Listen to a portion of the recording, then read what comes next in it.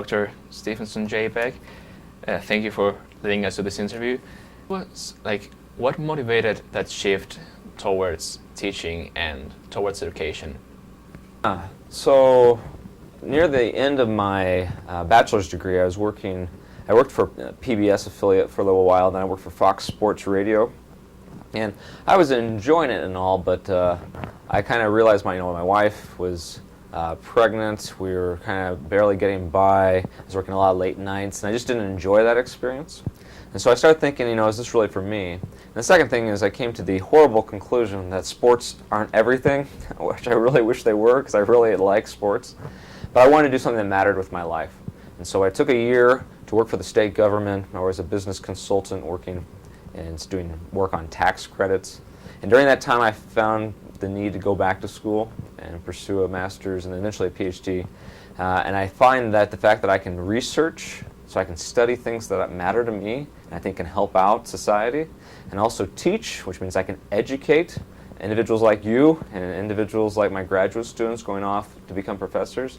I found that A, good lifestyle, but B, I was doing something that really mattered to me.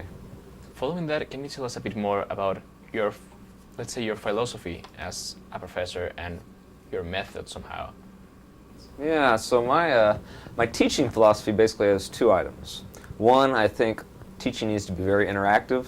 When a student participates in class, their level of learning increases dramatically. And if they say one thing, they're much more likely to say another thing. And I think that active participation really fosters the type of learning I'm interested in. I'm not very interested in kind of memorize the bold-faced words in the textbook, the surface level learning.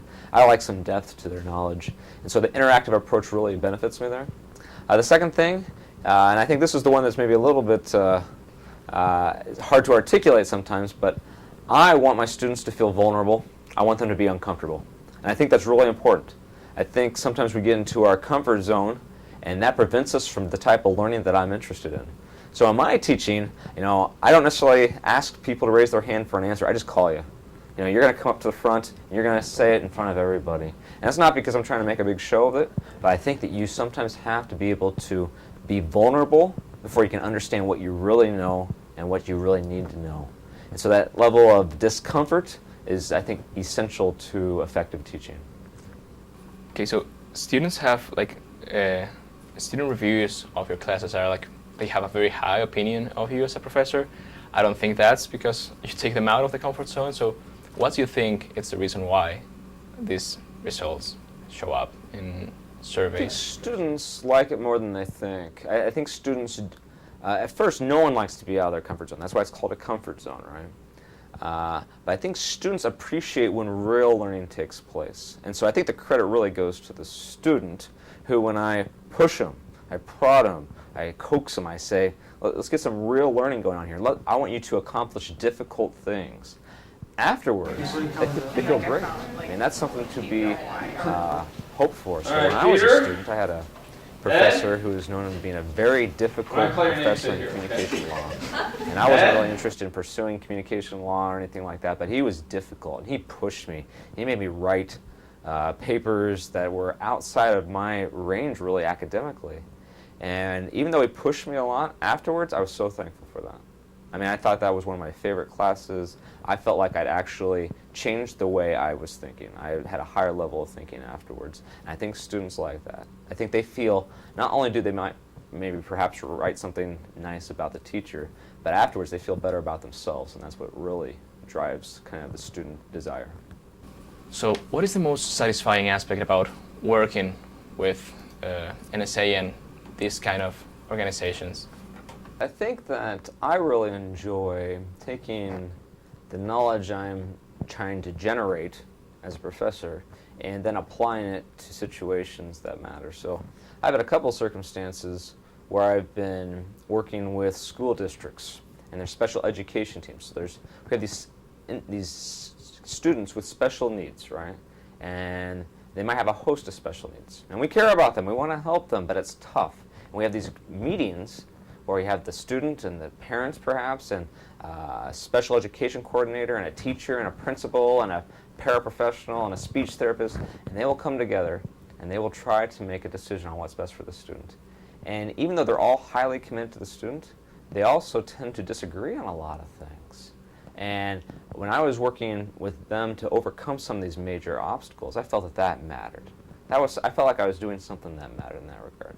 I've done some work with cancer support groups and how to facilitate those in a meaningful way. We have some assumptions about how we should facilitate a support group meeting that, frankly, just aren't accurate. And so to be able to create, whether it be brochures or pamphlets and allow facilitators to become educated on how to effectively run those meetings, that, again, matters to me. So those experiences where I can actually apply the knowledge to meaningful scenarios is probably what matters the most. I believe you're working now with the NSA, National Security Agency. Can you tell us a bit more about that professional relation? Yeah, so with that project, the National Security Agency, and there's many other institutions that do this type of work, they're trying to prevent terrorist attacks. And they have individuals who are trying to collect all this information and figure out, what's the best way of making the decisions on how to help, create a memo or policy for the U.S. government. And one of the things we're trying to do is trying to show how a collaborative group process might encourage or improve that situation. Maybe instead of having one person be rather isolated, having to make all these important decisions by themselves, what happens if we brought in a couple of individuals, had a different type of collaborative event, then they created their policy or their memo change and went forward. I think it's been interesting going forward. Whenever you're working with the government, whenever you're working with it's called the Lab for Analytical Sciences, whenever you're working for this lab over in the Research Triangle, it's amazing the different people you find yourself working with. And it's amazing the different scenarios where I might seem more as like a movie or a TV type scenario, and this is real life for them. So to be able to say, okay, here's what I've learned as a conflict management expert or a decision-making expert, and here's how I can apply it in this realm of trying to stop terrorist attacks, that's highly meaningful. I have the job I want, right? So being a professor is great. It's fantastic. I research what I want to research, I teach what I want to teach, and I help students and I help society. It's kind of the ultimate job. I'll be interested to see myself if I am interested in administration, maybe working with universities in that kind of context. But right now, that's kind of all I see is just kind of staying in academia, but also doing work that matters. Okay, so thank you very much, Dr. Stephenson, J. Beck. Thank you for letting us do this interview. No problem.